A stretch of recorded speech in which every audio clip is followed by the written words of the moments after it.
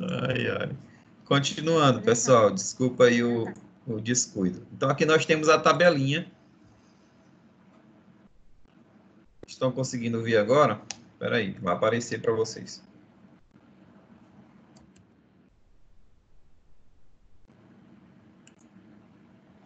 Olha. Estão conseguindo ver agora? Sim? Sim, professor. Sim. Então, o que eu estava falando, Sim. né? Quando o indivíduo ele tem uma hemácia que não tem nem anticorpos A, ou antígenos A e nem antígenos B, ele vai ter o grupo sanguíneo O, né? Quando você mistura o sangue do paciente com a mistura de anticorpos A e B, não vai aglutinar. Quando você mistura as hemácias do paciente com anticorpos do tipo B, ele também não aglutina. Com anticorpos do tipo A, também não aglutina. Agora, indivíduos do sangue A, quando são misturados o sangue do paciente com os anticorpos A e B, ocorre a aglutinação. Quando mistura a hemácia a hemácia do paciente com anticorpos do tipo B, não ocorre aglutinação. Mas, quando mistura com anticorpos do tipo A, ocorre aglutinação, porque esse anticorpo reconhece essa proteína de superfície. Então, esses anticorpos, eles conseguem detectar a presença de antígenos A, antígenos B, os dois, né, quando é AB, ou nenhum dos dois, quando é sangue do tipo O.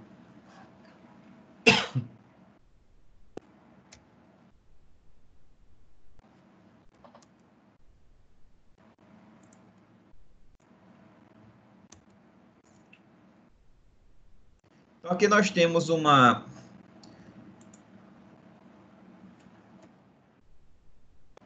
verificação, por exemplo, quando você mistura hemácias do paciente O com anticorpos do paciente que tem sangue A, o que acontece? O sangue não aglutina. Isso quer dizer o quê?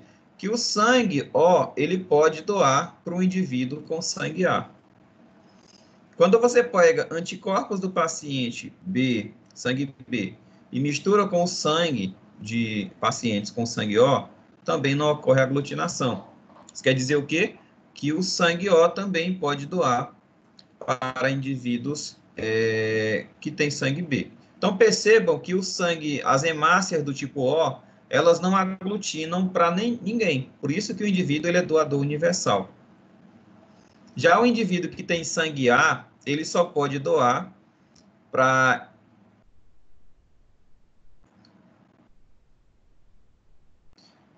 hemácias que têm, indivíduos que têm sangue A, quando eles são misturados com anticorpos anti-A, né, essa hemácia aglutina, porque o anticorpo A reconhece a hemácia com antígenos do tipo A, tá? Já a hemácia do tipo B não é reconhecida por anticorpos anti-A.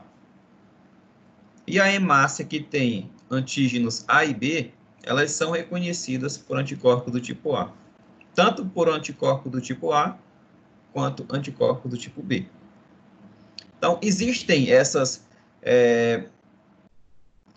substâncias na superfície, né, as lipoproteínas, que são reconhecidas por esses antígenos. Então, aqui nós temos a representação do antígeno O, do antígeno A e do antígeno B. Indivíduos que têm sangue B, eles têm essa estrutura na superfície da sua hemácia, que é reconhecida pelo anticorpo anti-A. Indivíduos que têm anticorpo, hemácias do tipo A, antígeno A, têm essa estrutura na superfície. E quando não possui nem A e nem B, eles vão ter essa estrutura na sua superfície. Então, como que é feito a detecção, como é que é feita a determinação do tipo sanguíneo em lâmina? Você coloca 3 gotinhas de sangue do paciente. Numa gotinha de sangue, você goteja o anticorpo do tipo A. Na segunda gotinha, anticorpo do tipo B. E na terceira gotinha, anticorpo do tipo RH. Professor, como você sabe que a primeira gotinha é essa? Porque ela é azul. o anticorpo anti-A sempre vai ser azul, independente do fabricante, porque isso é uma padronização universal. Então, quando se fala de tipagem sanguínea, o anticorpo anti-A sempre vai ser corado de azul, para não ocorrer troca de reagentes. O anticorpo anti-B sempre vai ser amarelo. E o anticorpo anti-RH ou anti-D sempre vai ser transparente, tá? Então, se ocorrer aglutinação na primeira gota, quer dizer que o paciente ele tem na superfície da sua hemácia antígenos do tipo A. Se hemaglutinar a segunda gotinha, quer dizer que a hemácia do paciente tem antígenos do tipo B. Então, se coagular a primeira, é A. Se coagular só a segunda, é B. Se coagular as duas, é AB. E se não coagular nem a primeira nem a segunda, é sangue do tipo O. A terceira gota de sangue vai determinar o fator RH. Se coagular, é fator RH positivo. Se não coagular, fator RH negativo. Professor, por favor, você pode repetir isso de novo? Posso. Por favor. Então, como é que é feita a tipagem? Tranquilo. Sim. Se utilizam 3 gotinhas de sangue. 3 gotinhas. Só colocar teu microfone aqui no mudo. 3 gotinhas de sangue, né? Na primeira gotinha eu vou colocar anticorpo do tipo anti-A, né? Que é o anticorpo azul. Na segunda gotinha eu vou colocar anticorpo anti-B. E na terceira gotinha, anticorpo anti-D, ou também chamado de anticorpo anti-RH.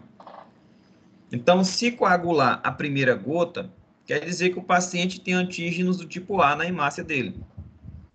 Se coagular a segunda gota, quer dizer que o paciente tem antígenos do tipo B na sua hemácia. Então, são 3 gotas. Coagulou só a primeira, ele vai ser A negativo.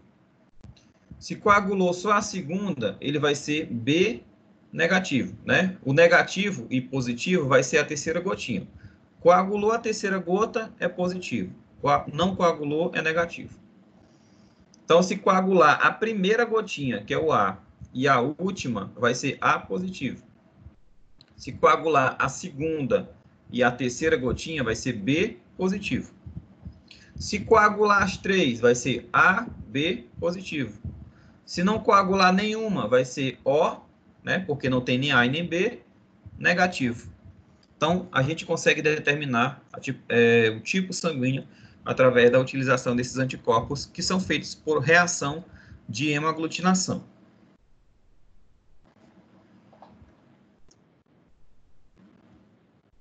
Deixa eu só passar.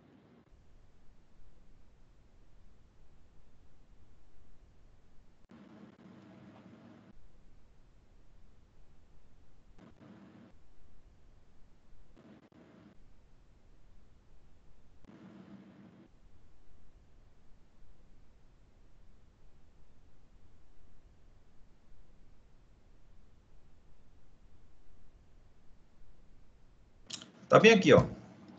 O que eu estava falando, ó.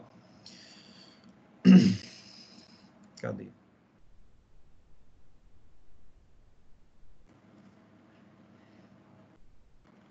Então, aqui nós temos, ó, esquece essa primeira gotinha aqui, tá?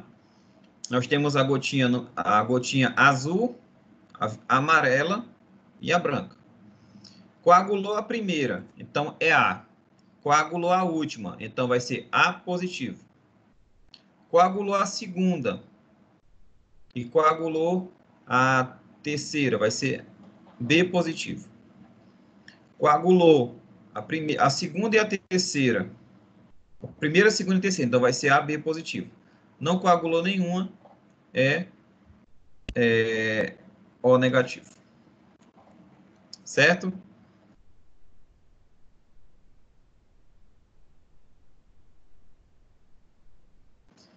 Outro teste muito utilizado no laboratório de imunologia é o teste de Cumbis, para verificar a presença de anticorpos que causam hemólise. O teste de Cumbis direto, ele... Oi? Oi. Eu já fiz esse teste, eu acho. Teste de Cumbis?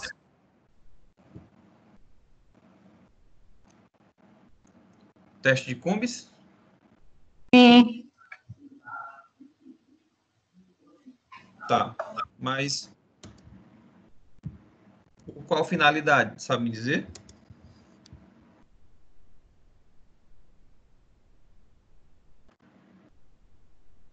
Oi. Não estou conseguindo ouvir. Oi, é porque o meu sangue é A negativo e do meu marido é O positivo, e o meu filho nasceu com O positivo. Aí eu tinha que fazer esse, Ah, é porque ele não é? esse teste ele é utilizado justamente para essa finalidade, para ver o risco de desenvolver eritroblastose fetal. Tu Isso, estava grávida, não era? isso. Tá certo. Porque o que acontece é o seguinte, quando a mãe tem um fator RH negativo, né, sangue negativo, pode ser A negativo, B negativo, O negativo ou AB negativo. Tendo o fator RH negativo, se ela tiver a probabilidade de gerar uma criança com sangue positivo, o que é que vai acontecer? Como essa proteína, fator RH, é estranha para o sangue da mãe, ela tem a capacidade de produzir anticorpos anti-RH. E aí, esses anticorpos, eles podem atacar as hemácias da criança durante o parto, tá? Gerando um quadro chamado de eritroblastose fetal. Só que essa eritroblastose fetal geralmente acontece no segundo parto normal, ou quando a mãe já foi sensibilizada, tá? Porque Aham.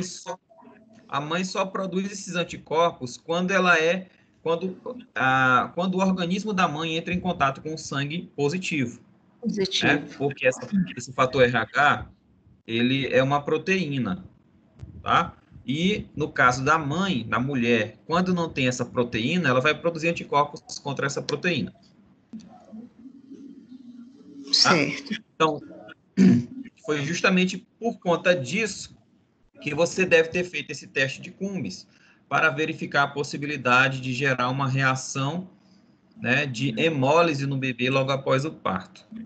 É justamente o que eu estou explicando aqui, ó. Quando a mãe tem um fator RH negativo, ela pode produzir Vocês estão vendo aí a setinha do mouse? Ó, quando a mãe, estão vendo aí? Alô? Não, não. A Sim. seta do mouse aqui. Tá. Não tô vendo, Então, não. quando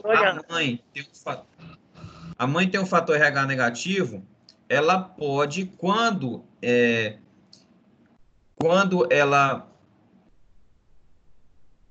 é sensibilizada, quando o sangue da mãe entra em contato com o sangue positivo, ela pode produzir anticorpos contra hemácias positivas. Se o feto tiver o sangue fator RH positivo, esses anticorpos da mãe podem se ligar às hemácias e gerar uma destruição dessa hemácia, gerando uma hemólise. E aí o indivíduo, o neném vai ter uma doença chamada de doença hemolítica do recém-nascido, ou também chamado de eritroblastose fetal. Então, o teste de Cumbis é uma reação imunológica que verifica é dividido em duas etapas. O teste de Cumbis direto e o teste de Cumbis indireto. No teste de Cumbis indireto, ele é feito para verificar se o indivíduo ele tem anticorpos anti-RH, tá? Para saber em hemácias fetais. Então, verifica a presença de Professor, anticorpos. Oi. só uma dúvidazinha. Esse teste faz é quando a mulher está grávida ou antes? Eu não entendi. É só isso que eu não peguei. Geralmente é no início da gestação. Um dos testes pré-natais é a tipagem sanguínea. E aí, quando a mãe tem fator RH negativo, já vai dando soro anti-RH para que essa mãe não tenha a possibilidade de produzir anticorpos anti-RH. Certo? Então, no teste de Cumbis direto, é analisado para saber se as hemácias do neném ele está ativado, ligado a anticorpos anti-RH. E o teste indireto, o Cumbis indireto, ele verifica a presença desses anticorpos no soro da mãe. Então, o teste direto, ele verifica as hemácias reativas, e o teste indireto verifica a presença desses anticorpos. Então, primeiro mês de gestação, as hemácias do embrião, eles podem ativar as células de defesa da mãe. Essas hemácias, como elas têm uma proteína chamada de fator RH, porque a criança tem um fator RH positivo, é um sangue positivo, essa proteína estranha, ela vai ativar as células de defesa da mãe. E aí os linfócitos B vão começar a produzir anticorpos que reconhecem essa proteína estranha encontrada na hemácia da criança. E aí, durante o parto, esses anticorpos podem gerar destruição. Só que essa eritroblastose fetal, ela só acontece depois de uma reexposição. Então, a primeira gestação, se o neném ele tiver um sangue fator RH positivo e a mãe fator RH negativo, essa primeira gestação vai servir apenas para estimular, para sensibilizar a mãe. Então, durante o parto, o sangue da criança vai entrar em contato com o sangue da mãe, e aí o sangue da mãe vai produzir anticorpos anti-RH, tá? Já durante a segunda gestação, a mãe já tem esses anticorpos. E aí o que vai acontecer? Esses anticorpos que a mãe produziu, quando ela foi sensibilizada na primeira gestação, vai começar a atacar as células, as hemácias da criança, gerando uma destruição das células vermelhas da criança.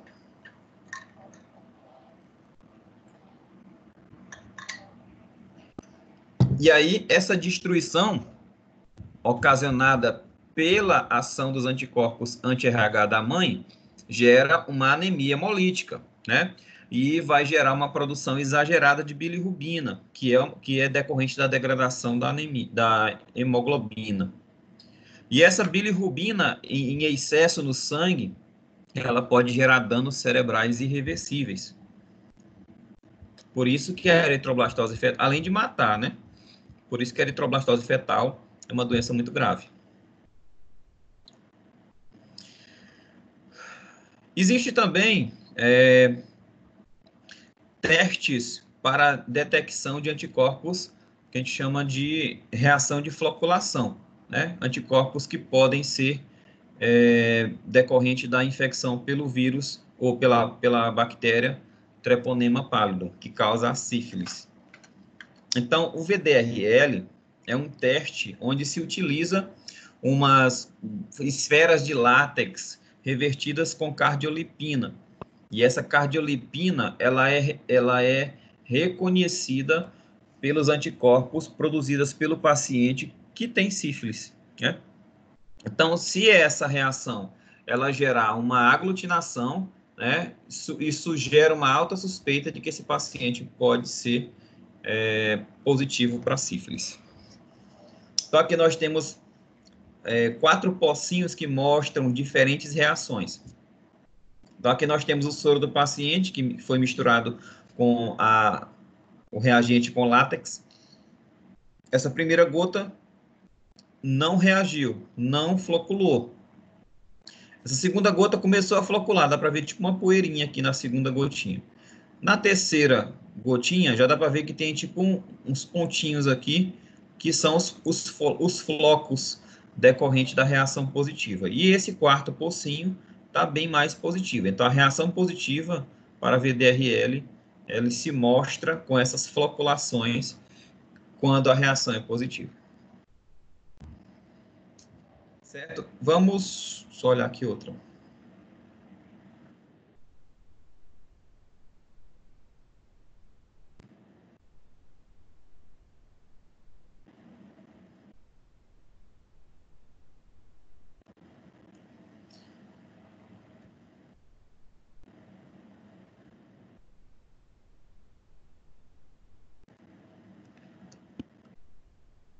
Outra reação interessante é a determinação de anticorpos para a imunização, tá? Por exemplo, aqui nós temos uma plaquinha de 96 poços, onde tem aqui 12 colunas e 10 linhas. 8 linhas, perdão. Aqui na linha número 1, nós temos amostras de paciente, né, que foram diluídas em série, né, com hemácias de carneiro. Então, essas hemácias de carneiro, elas são o nosso padrão negativo. Na linha C, nós temos diluição de células vermelhas do paciente com 5 dias após uma determinada vacinação. Então, percebam que até o 5º pocinho, a reação deu positiva, né?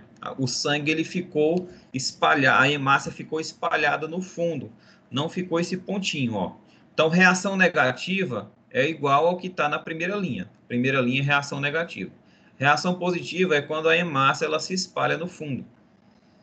Então, perceba que até a diluição de número 5, né, essa reação deu positiva. Depois, começou a ficar negativa.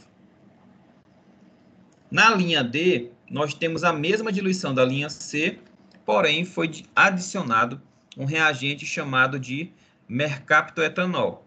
O que é que acontece? Esse mercaptoetanol, ele impede a ligação dos anticorpos do tipo IgM. Eu falei para vocês na aula passada que existem basicamente 2 anticorpos na detecção de infecções, o IgM e o IgG. O IgM, ele é um anticorpo presente em infecções agudas, infecções recentes, né? E o IgG, ele é presente em infecções crônicas, infecções tardias. Então, essa linha C aqui, pessoal, mostra o sangue do paciente que foi vacinado ou se contaminou 5 dias depois da contaminação ou 5 dias depois da vacinação, mostrando que ele tem uma grande quantidade aqui de anticorpos IgM que já produziu, né? Porque deu reação positiva aqui, ó. 7 dias depois da imunização, a terceira imunização, ele tomou 3 doses de vacina.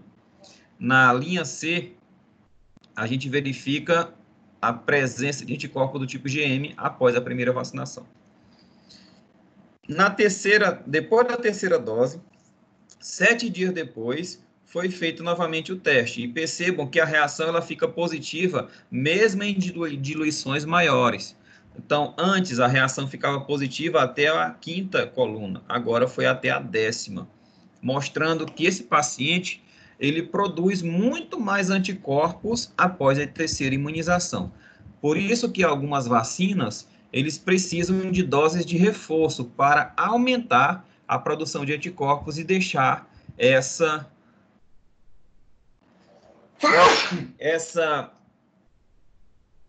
proteção mais eficaz.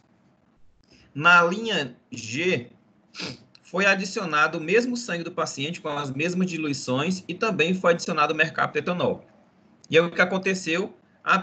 A reação ficou positiva até a coluna de número 9, mostrando que houve reação positiva, mostrando que há anticorpos e que boa parte desses anticorpos não são mais do tipo IgM, são do tipo IgG. Se fossem grande parte do tipo IgM, a reação positiva aqui embaixo, quando adicionasse mercaptoetanol, ela ia ser mais fraca, tá? Mas o que aconteceu é que essa reação ela continuou forte até a 9ª, né, a 9ª coluna, diferente das que não tinham mercaptoetanol, que foi até a 10ª, mostrando que boa parte desses anticorpos após a terceira imunização são do tipo IgG, tá?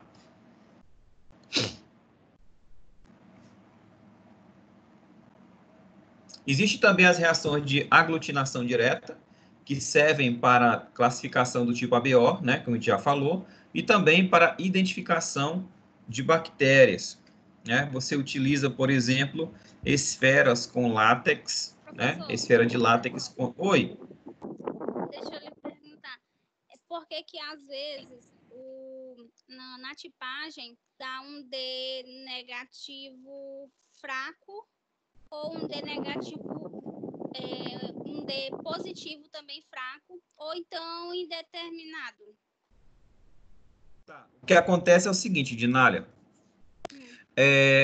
Os anticorpos do tipo A e os anticorpos do tipo B, a gente produz. Por exemplo, eu tenho sangue A. Então, no meu soro, tem anticorpos do tipo B, porque as minhas hemácias têm apenas antígenos do tipo A.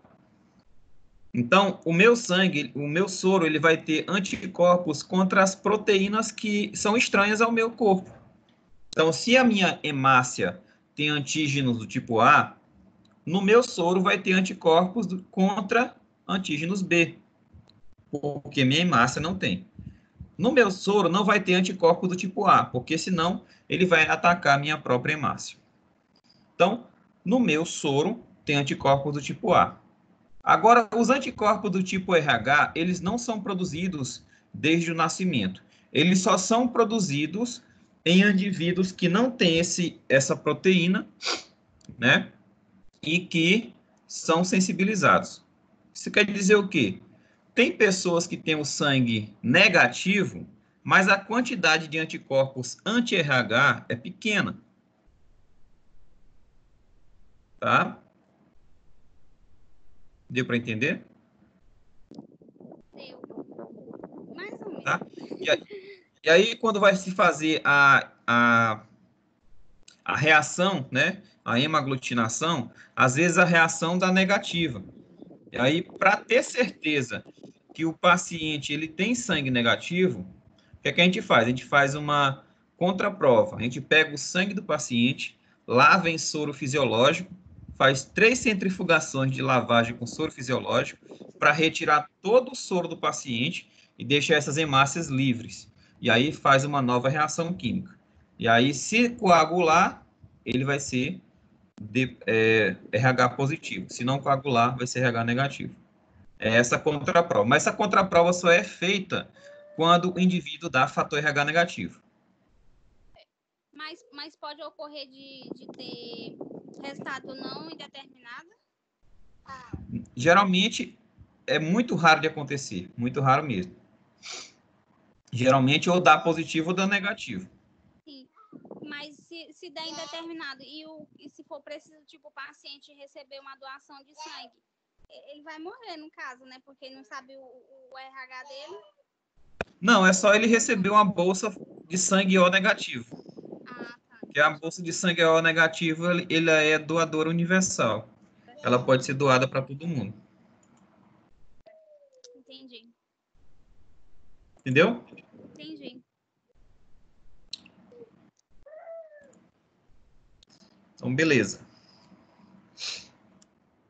Continuando, essa mesma reação que é utilizada para fazer tipagem sanguínea, elas podem ser utilizadas para detectar ou anticorpos ou antígenos. Então, por exemplo, é utilizado para fazer a detecção de antígeno tipo IgM ou IgG contra um determinado antígeno. Para saber, por exemplo, será se eu tenho... Por exemplo, esse teste pode ser utilizado futuramente para diagnosticar coronavírus. Como é que poderia ser feito? Para saber se o indivíduo já teve contato com coronavírus. Você pegaria umas esferas de látex e revertiria essa esfera de látex com proteínas encontradas no vírus. Se o paciente ele tem anticorpos do tipo IgG ou do tipo IgM contra essas proteínas, quando eu fizer a reação, vai coagular, vai gerar uma hemaglutinação, tá? Se der positivo, quer dizer que o paciente tem anticorpos IgM ou IgG. Tá? Outra forma pode acontecer, eu fazer uma análise direta, para saber se o paciente tem vírus no sangue dele. Como que eu faria? Eu pegaria as esferas de látex e impregnaria elas com anticorpos do tipo IgG e IgM que reconhecem esses vírus. E aí, essas esferas de látex, se o paciente tiver o vírus no sangue, elas vão reconhecer esse vírus e vão gerar aglutinações.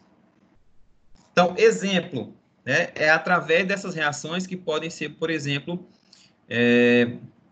feitas o teste para fator reumatoide.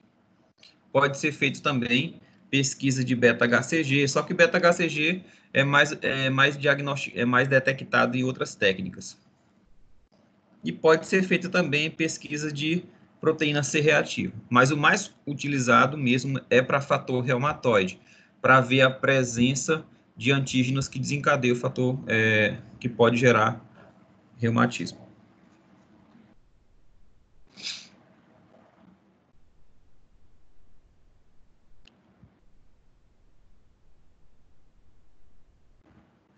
Fixação de comprimento.